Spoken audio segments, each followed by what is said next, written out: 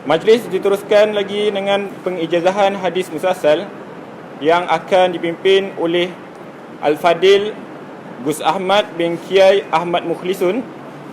Beliau akan mengijazahkan 3 buah hadis musalsal, iaitu Al-Musalsal bil Awwaliyah, Al-Musalsal bil Diyafah ala al-Aswadain, dan Al-Musalsal bil It'am wal Isqa'. Dengan segala hormatnya dipersilakan. Pengumuman kurma yang diedarkan kepada tuan-tuan dan puan-puan itu untuk pengijazahan nanti, diharapkan agar tuan-tuan dan puan-puan tidak memakan kurma tersebut sehinggalah diminta oleh Al-Fadil Gus Ahmad.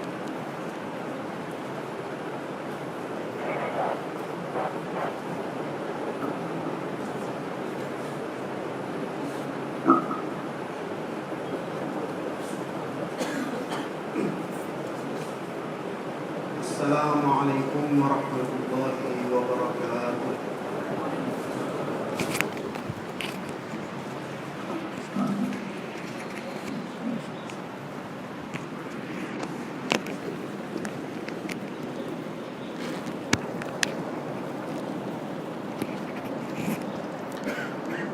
Nahmaduhu wa nusalli wa nusallimu ala rasulihil karim wa ala alihi wa sahbihi ajma'in, amma ba'd. Hadratal muhtaramin, para tamu jemputan, puan-puan, tuan-tuan, puan-puan yang dimuliakan oleh Allah Subhanahu wa taala. Nakhusu bidzikri kepada Al-Fadhil Al-Ustadz Sodrul Mudarrisin, Ustadz Abdul Manan Lubis yang saya muliakan, kepada guru saya Ustadz Kiai Haji Ali Muammar yang saya muliakan, kepada santri-santri yang sudah selesai menamatkan belajar di pesantren Al-Mustafa ini, angkatan kedua. Semoga Allah Subhanahu wa taala memberikan kemanfaatan untuk ilmu-ilmu yang didapatkan di tempat ini. Gak usah sedih jadi nomor 2, karena terkadang orang nomor 2 ini lebih bagus. Dalam Alfiah disebutkan wathani aula inda ahlil basrah wahtara aksan ghairuhum da asrah. Dalam bab tanazu itu ternyata orang Basrah itu lebih memilih amil yang kedua, ya kan? Waktaro aksan ghairuhu, kalau orang ulama-ulama Kufah memilih yang pertama, amil yang pertama. Kemudian kepada seluruh tamu-tamu jemputan yang dimuliakan oleh Allah Subhanahu wa taala, alhamdulillahirabbil alamin, kita bersyukur kehadirat Allah Subhanahu wa taala karena Allah Subhanahu wa taala masih memberikan kita kesempatan, kelapangan untuk hadir dalam majelis yang mulia ini, di mana insyaallah di sini kita akan memberikan ijazah musalsal.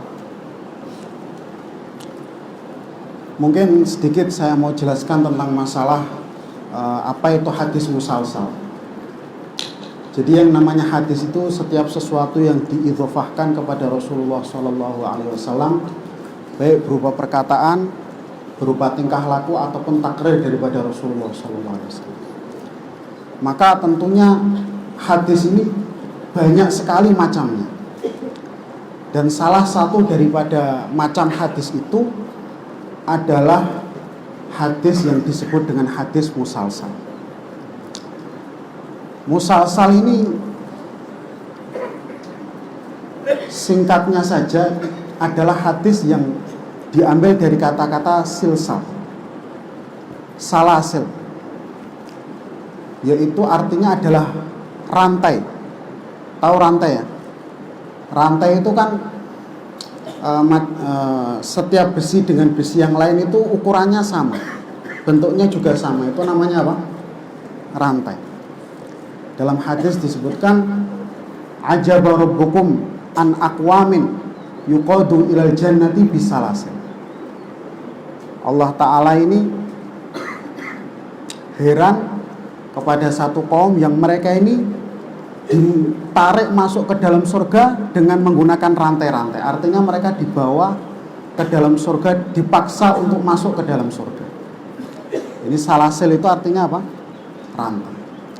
Maka hadis musalsal ini adalah hadis yang dimana setiap perawinya ini menyampaikan hadis itu dengan sifat ataupun dengan hal yang sama.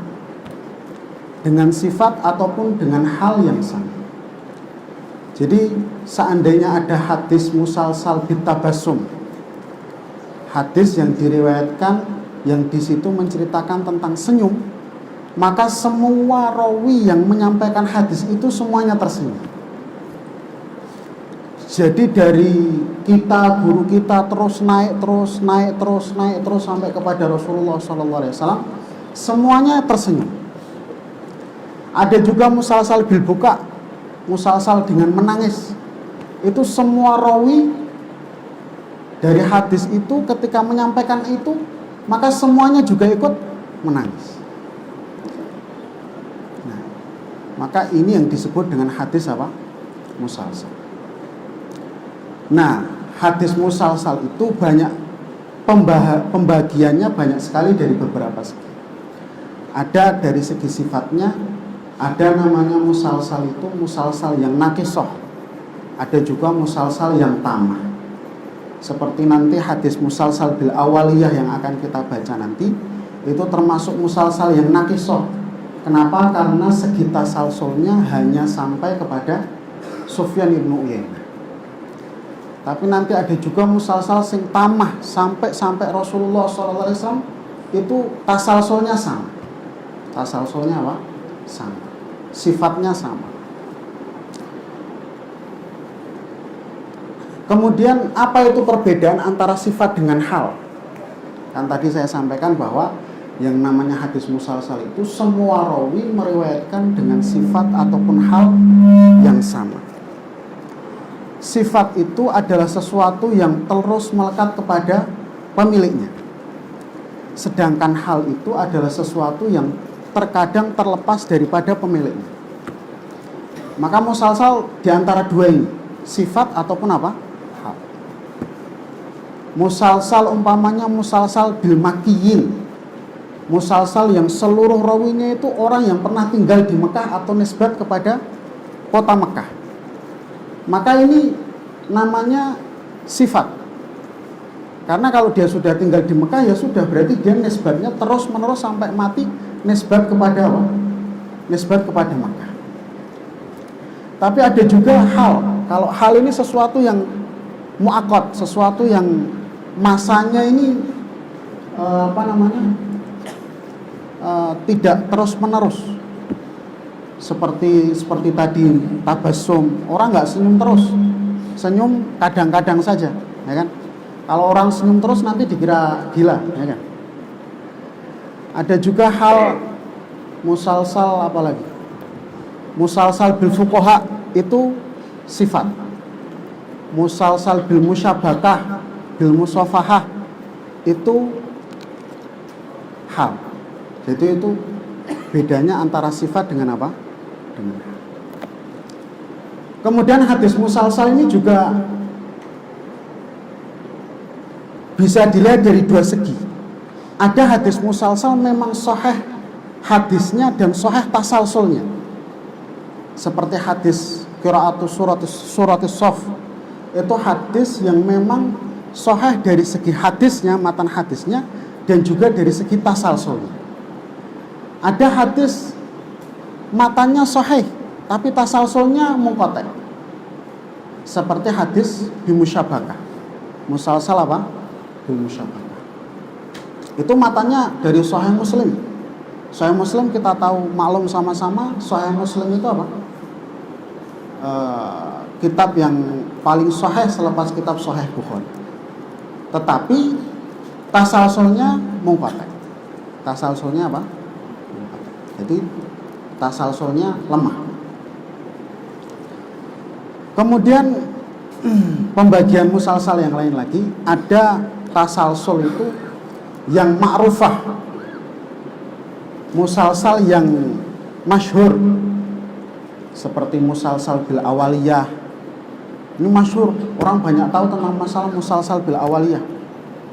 Musalsal bi qiraati suratil Qaf, musalsal bi aswadain. Ini musalsal yang ma'ruf. Tapi ternyata di sana juga ada yang namanya nawadirul musalsalat, yaitu musalsal yang hanya diketahui atau hanya dimiliki oleh orang-orang tertentu saja. Jarang sekali orang-orang mengetahui tentang musalsal itu. Dan memang musalsalnya kadang aneh. Saya pernah dikasih hadis musalsal ini, hadis musalsal bil adzan dengan menfatahkan lafal jalalah.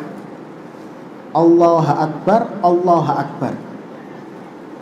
Ini jangan dilihat dari segi nahwunya. Kalau kita ngelihatnya dari segi nahwunya ya, ini nggak salah dari segi nahwu, tidak salah, ya. Cuman kalau ngajinya kok cuman sampai jurumiyah, ngajinya cuman sampai imriti atau bahkan alfiyahnya nggak selesai, ya insya Allah nggak paham dengan ini. Karena ternyata dalam bahasa Arab itu ada kaidah-kaidah yang memang memperbolehkan kita untuk menerjang i'rab. Qaidatun min mulahil kalami taqarrudul lafdhaini fil i'rabi min far'iha i'ta'u hukmi lan nilam wa dzaka fi ba'dil qiraati alam nasraha bil fathi wa i'tafa'ili i'raba maf'ulin wa aksuhu jali. Jadi ada dalam nahwu itu maf'ul dibaca rafa, fa'il dibaca nasab. Lam amalnya bukan menjazmkan, tetapi amalnya menasabkan, ya kan? Ada qiraah alam nasroha, ya kan? Bukan alam nasroh. Jadi banyak sekali maklumat-maklumat dalam musalsal itu. Tapi saya tidak akan menjelaskan banyak-banyak, panjang-panjang karena bukan tempatnya. Untuk meningkat waktu kita langsung bacakan musalsal saja. Semoga dengan kita membacakan musalsal ini kita mendapatkan keberkahan bersambung terus-menerus sampai kepada Rasulullah SAW. Jadi termasuk faedah yang akan kita dapatkan dengan musalsal ini adalah kita mengetahui betul bagaimana dulu Rasulullah SAW melakukan aktivitas-aktivitasnya. Umpamanya ada musalsal bittikhadil khotam, memakai cincin, maka kita tahu betul bagaimana dulu Rasulullah SAW ini memakai cincin. Musalsal bil imamah, memakaikan sorban, maka kita nanti tahu betul bagaimana Rasulullah SAW ini apa? Memakaikan serban. Lubsil khirqah, talqin dan lain sebagainya. Dengan kita ini mengetahui itu, maka kita ini akan semakin kuat dalam mengikuti Rasulullah SAW.